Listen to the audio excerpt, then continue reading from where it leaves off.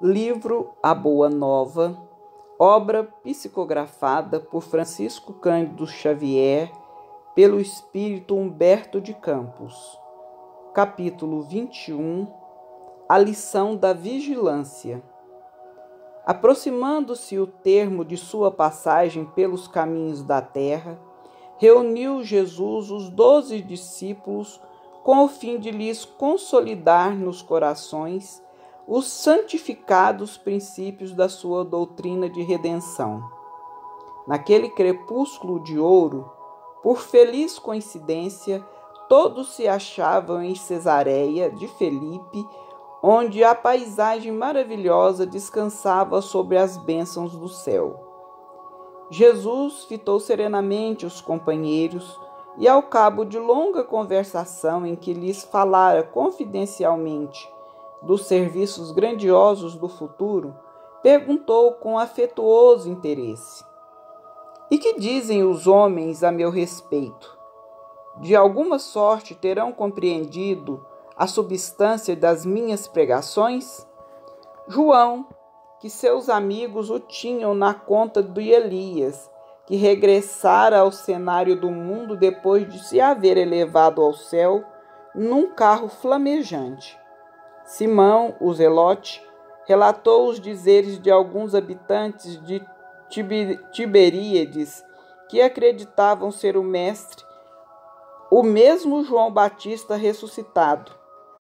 Tiago, filho de Cleófas, contou o que ouvira dos judeus na sinagoga, os quais presumiam no Senhor o profeta Jeremias. Jesus escutou-lhes as observações com habitual carinho e inquiriu: "Os homens se dividem nas suas opiniões, mas vós, o que tendes comungado comigo a todos os instantes? Que dizeis que eu sou?" Certa perplexidade abalou a pequena assembleia. Simão Pedro, porém, deixando perceber que estava impulsionado por uma energia superior, exclamou comovidamente: "Tu és o Cristo, o Salvador, o Filho de Deus vivo." "Bem-aventurado sejas tu, Simão", disse-lhe Jesus, envolvendo-o num amoroso sorriso, "porque não foi a carne que te revelou essas verdades, mas meu Pai que estás nos céus." Neste momento, entregaste a Deus o coração e falaste a sua voz. Bendito sejas, pois começas a edificar o Espírito à fonte da fé viva.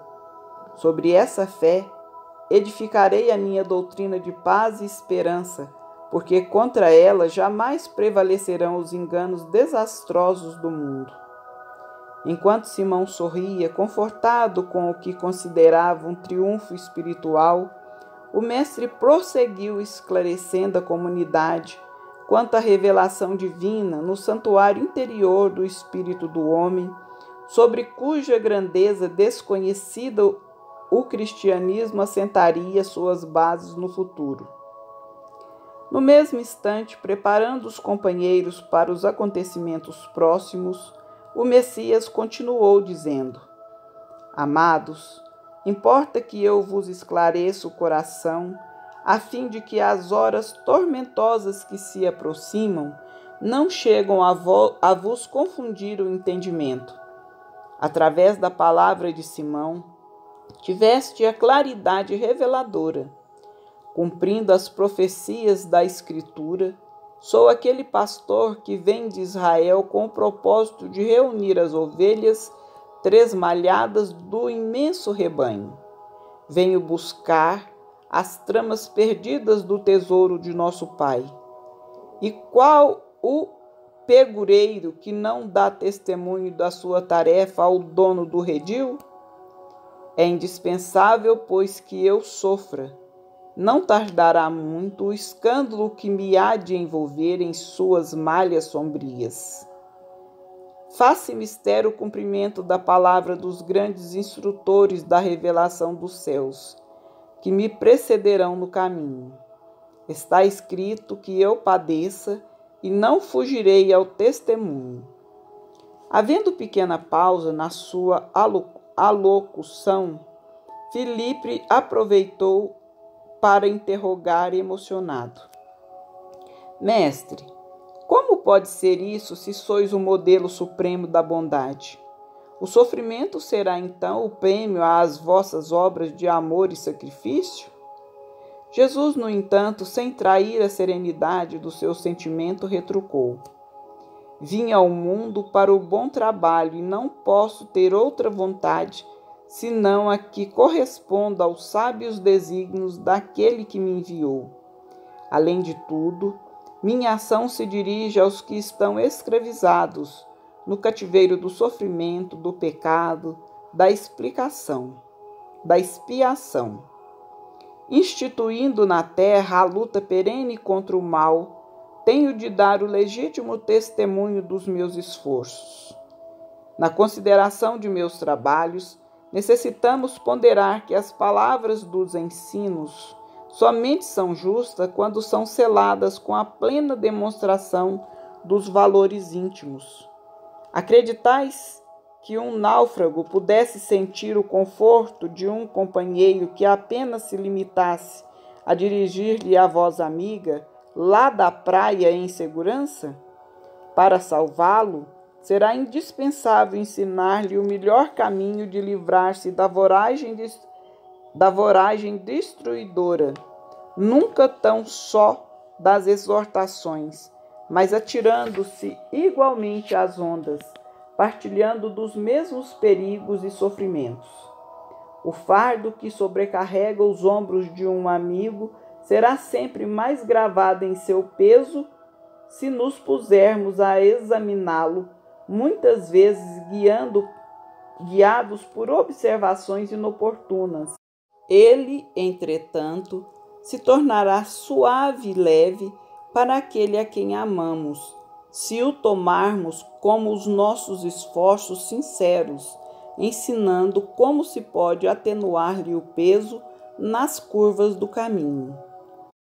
Os apóstolos entreolharam-se surpresos e o Messias continuou: Não espereis por triunfos que não os teremos sobre a terra de agora.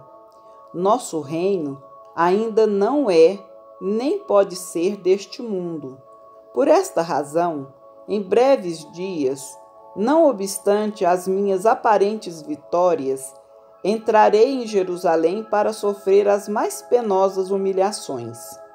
Os príncipes dos sacerdotes me coroarão a fronte com suprema ironia.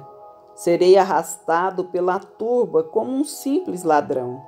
Cuspirão nas minhas faces, dar-me-ão fel e vinagre quando manifestar sede, para que se cumpram as Escrituras.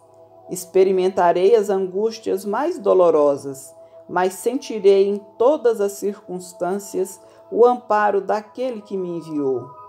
Nos derradeiros e mais difíceis testemunhos, terei meu espírito voltado para o seu amor e conquistarei com o sofrimento a vitória sagrada, porque ensinarei aos menos fortes a passagem pela porta estreita da redenção, revelando a cada criatura que sofre o que é preciso fazer a fim de atravessar as sendas do mundo, demandando as claridades eternas do plano espiritual.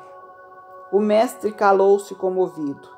A pequena assembleia deixava transparecer a sua surpresa indefinível, sem compreender a amplitude das advertências divinas.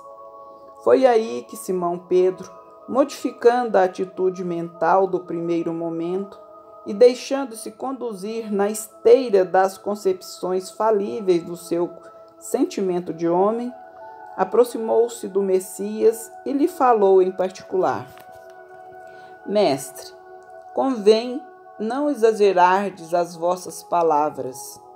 Não podemos acreditar que tereis de sofrer semelhantes martírios. Onde estaria Deus, então, com a justiça dos céus? Os fatos que nos deixais entrever viriam demonstrar que o Pai não é tão justo. Pedro, retira essas palavras. exclamou Jesus com serenidade enérgica. Queres também tentar-me, como os adversários do Evangelho? Será que também tu não me entendes, compreendendo somente as coisas dos homens, longe das revelações de Deus? Aparta-te de mim, pois nesse instante fala pelo espírito do mal. Verificando que o pescador se emocionara até as lágrimas, o mestre preparou-se para a retirada e disse aos companheiros: Se alguém quiser vir após mim, renuncie a si mesmo, tome a sua cruz e siga os meus passos. No dia seguinte, a pequena comunidade se punha a caminho, vivamente impressionada com as revelações da véspera. Simão seguia humilde e cabisbaixo. Não conseguia compreender por que motivo fora Jesus tão severo para com ele.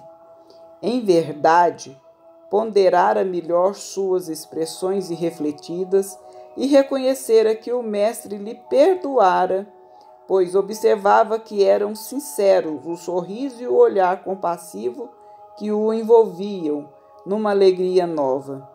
Mas sem poder sopitar suas emoções, o velho discípulo aproximou-se novamente de Jesus e interrogou: Mestre, por que razão mandastes retirar as palavras em que vos demonstrei o meu zelo de discípulo sincero?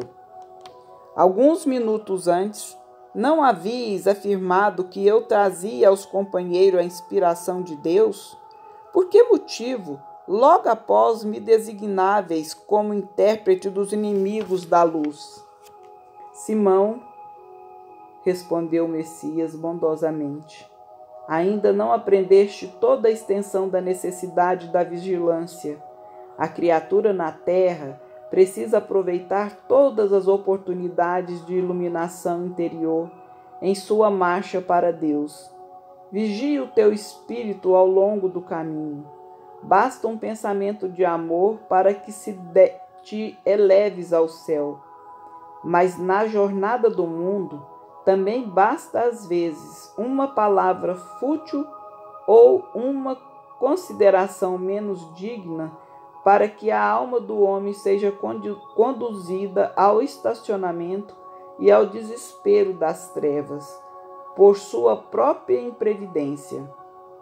Nesse terreno, Pedro, o discípulo do Evangelho terá sempre imenso trabalho a realizar, porque o reino de Deus é preciso resistir às tentações dos entes mais amados na terra, os quais, embora ocupando o nosso coração, ainda não poderão entender as conquistas santificadas do céu. Acabando o Cristo de falar, Simão Pedro calou-se e passou a meditar.